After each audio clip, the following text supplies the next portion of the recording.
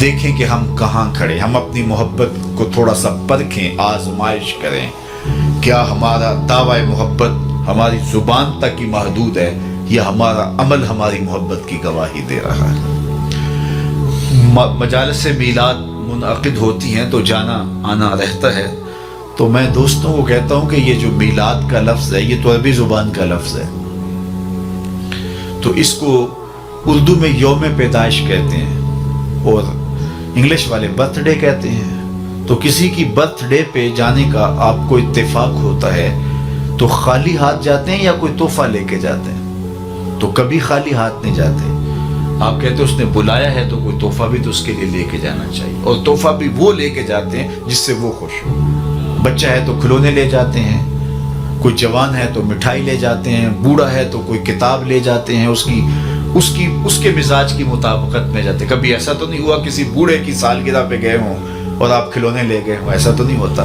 آپ کہتے ہیں جس سے وہ خوش ہوگا، جو اس کے مزاج کی مطابقت میں ہے، وہ پیش کریں۔ تو پھر حضور کے میلاد پہ آنے والے کوئی حضور کو بھی تحفہ پیش کرے۔ اب حضور کو تحفہ وہ پیش کیا جائے جس سے حضور خوش ہوں۔ تو آقا کریم سے پوچھا جائے آقا کریم آپ کیسے خوش ہوتے ہیں؟ تو آواز آئی وَجُعِلَتْ قُرَّةُ عَيْنِي فِي الصَّلَاةِ، میری آنکھوں کی ٹھنڈک نماز میں رکھی گئی۔ تو حضور علیہ السلام کے نام سے سجنے والی محافل اور مجالس کا نتیجہ یہ ہے کہ اگر بدقسمتی سے ہمیں نماز سے محرومی ہے تو پھر 5 گانا نماز کا تحفہ ہم پیش کریں کہ آقا آپ کے نام پہ جمع ہوئے ہیں تو آج کے بعد نماز نہیں چھوڑیں۔ اور میں کہتا ہوں کتنا خوش نصیب ہے وہ لوگ جس کی صبح کا آغاز سجدوں سے ہوتا ہے، اور کتنے بد نصیب ہیں وہ لوگ کہ صبح چڑیاں بھی رب کی تسبیح بولیں، حشرات الارض بھی اس کی تقدیس کے ترانے پڑھیں، میں نے خمرے بلبل سب اس کی تقدیس کے گیت گائیں، اور حشرات الارض تک اس کی تقدیس کے ترانے پڑھیں، اور یہ اشرف المخلوقات ہونے کے باوصف نیند کے خراٹوں میں ہو۔ تو خوش نصیب وہ ہے کہ جس کو 5 گانا سجدوں کی توفیق نصیب ہوتی ہے۔ قیامت کے دن اللہ تعالیٰ جل شانہ اپنے حضور بندوں کو سجدہ ریز ہونے کا حکم دے گا۔ آج کوئی سجدہ کرتا ہے یا نہیں کرتا تو اس دن نہیں چاہے گا کہ میں سجدہ نہ کروں، اس دن تو وہ جھکنا چاہے گا، لیکن بے نمازی کی کمر اکڑ جائے گی، آرزو رکھنے کے باوجود وہ سجدہ ریز نہیں ہو سکے گا۔ اور آپ جانتے ہیں قیامت کے دن جس صف میں نمرود، فرعون، حامان، قارون دشمنان خدا کھڑے ہوں گے، اس صف میں بے نمازی کو کھڑا کر دیا۔ اللہ، کوئی شخص یہ گوارا کرتا ہے جہاں اللہ اس کے رسول کے دشمن کھڑے ہوں میں بھی وہاں، اور اس صف پہ رحمتیں نہیں لعنتیں برس رہی ہوں گی، تو کیا بد نصیبی ہوگی ان لوگوں کے لیے جنہیں سجدوں کی توفیق نہیں۔ میں بار بار کہتا ہوں کہ جب اللہ کسی سے ناراض ہوتا ہے رزق نہیں چھینتا، آب و دانہ بند نہیں کرتا، چاند سورج کو اس کے آنگن میں روشنی ڈالنے سے روکتا نہیں، ہواؤں کو آکسیجن کو نہیں روکتا۔ جب اللہ کسی سے ناراض ہو جاتا ہے سجدے کی توفیق چھین لیتا ہے، اسے اپنے حضور جھکنے کی توفیق نہیں دیتا، تو اس کی جناب سے سجدوں کی توفیق مانگو۔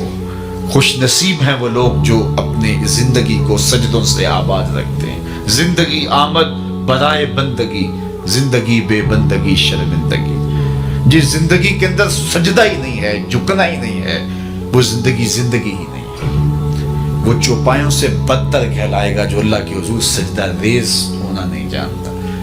یہ درخت حالت قیام میں ہے، چوپائے حالت رکوع میں ہے، یہ مینڈک تشہد کے عالم میں، حشرات الارض سجدے میں ہے، انسان اشرف المخلوقات ہے، اس کی عبادت کو تمام عبادات کا جامع بنایا گیا، اور جسے نہ سجدہ نصیب ہے نہ قیام اور رکوع اس کی حضور نصیب ہے تو پھر وہ چوپایوں سے بھی بدتر چلا جائے گا۔ امام غزالی بولے اللہ نے 3 طرح کی مخلوقیں پیدا کی ہیں۔ ایک مخلوق وہ ہے کہ جس میں فہم و شعور، عقل و ادراک نہیں رکھا گیا، صرف شہوات رکھی گئی۔ ایک مخلوق وہ ہے جس میں شہوات نہیں رکھی گئی، فہم و ادراک رکھا گیا۔ اور تیسری مخلوق وہ ہے جس میں عقل و خرد بھی رکھی گئی ہے اور شہوات کی آزمائش میں بھی ڈالا گیا ہے۔ جس میں صرف شہوات ہیں وہ چوپائے ہیں، بہائم ہیں، حشرات الارض ہیں۔ جن میں عقل و شعور اور فہم رکھا گیا، شہوات نہیں رکھی گئی، وہ فرشتے ہیں۔ اور جس میں یہ دونوں چیزیں رکھی گئی ہیں وہ حضرت انسان ہے۔ اب اگر یہ اپنی شہوات کو، خواہشات نفسانیہ کو قابو میں کر لیتا ہے اور عقل و خرد سے کام لیتا ہے تو فرشتوں سے بھی بہتر کہلاتا ہے، اور اگر یہ اپنی خواہشات کا غلام بن جاتا ہے تو چوپایوں سے بھی بدتر بن جاتا ہے۔ تو ہم اس دو راہے پہ کھڑے، اللہ نے ہمیں بتا دیا، خیر کا رستہ بھی بتا دیا، شر کا رستہ بھی بتا دیا، انا ہدینا السبیل اما شاکرا و اما کفورا۔ حضرت انسان کو اللہ نے ہدایت سے محروم نہیں رکھا، یہ واضح میں رکھی ہے۔ اس کائنات کا پہلا انسان، پہلا نبی بھی ہے، کبھی بھی حضرت انسان کو اللہ نے ہدایت سے محروم نہیں رکھا، اور فطری اور جبلی ہدایت اللہ نے حضرت انسان کے سینے میں رکھی ہے۔ بلکہ یہ ہدایت جو جبلی ہے یہ تو اللہ نے جانوروں کو بھی دی ہے، ان کی فطرت کے اندر بھی رکھا ہے۔ وہ آپ نے کبھی دیکھا ہو کہ مرغی جب کڑک بیٹھ جائے اور ضد کرے کہ میں اب انڈے نہیں دوں گی تو اس کے نیچے پھر انڈے ڈالے جاتے ہیں، اور وہ پھر 21 دن تک ان انڈوں پر اپنے سینے کی حرارت، گرمی اور توجہ مبذول کرتی۔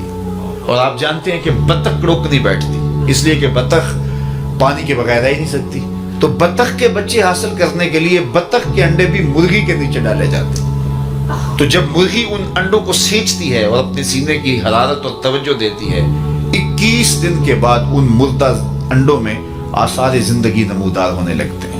یہاں رک کے ایک جملہ کہنا چاہوں گا، اور وہ یہ کہ اگر ایک مرغی مردہ انڈوں پہ اپنے سینے کی توجہ مبذول کرے تو ان میں زندگی کے آثار نمودار ہو جاتے ہیں، اور اگر شیخ کامل اپنے مرید کے بیضہ دل پہ توجہ دے تو وہاں آثار حیات کیوں نمودار نہیں؟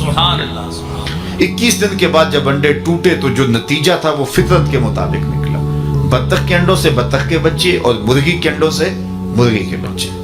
بطخ کے بچوں نے اپنی ماں دیکھی نہیں، جو سیکھنا تھا، سمجھنا تھا، وہ مرغی سے سیکھنا ہے۔ تو چند دن تو گھر والوں نے بطخ کے بچوں کو اور مرغی کے بچوں کو مرغی سمیت باہر نہیں جانے دیا، چھوٹے ہیں ابھی، کبا مضبوط نہیں ہے، کوئی کبا اچک لے گا، بلی اٹھا لے گی، کوئی گرج اٹھا کے لے جائے گی۔ 2 4 5 دن کے بعد جب ان کے کبا تھوڑے مضبوط ہونے لگے تو گھر والوں نے مرغی کو بچوں سمیت گھر سے باہر نکالا، کھلی جگہ آئی، اس کے آگے جوہر آ گیا۔ جب تالاب آیا تو بطخ کے بچوں نے نہ آؤ دیکھا نہ تاؤ، چھلانگ لگائی اور تیرنے لگے۔ مرغی کے بچے اپنے ہم جولیوں کو اپنی آنکھوں کے سامنے تالاب میں چھلانگیں لگا کے تیرتے ہوئے دیکھ رہے ہیں، لیکن آگے بڑھنے کی ہمت نہیں رکھتے۔ بطخ کے بچوں کو مرغی نے بتایا نہیں، ماں کو انہوں نے دیکھا نہیں، کس نے کہا کہ تم تیرو گے، ڈوبو گے نہیں، یہ بازیچہ ہے تمہارا؟ اور مرغی کے بچوں کے پاؤں کس نے باندھ دیے؟ وہ فطری ہدایت ہے جو اللہ نے ہر ایک چیز کے سینے میں رکھی۔ تو جس نے بطخ کے بچے کو بھی ہدایت سے محروم نہیں رکھا ہے تو کیا انسان کو محروم رکھے گا؟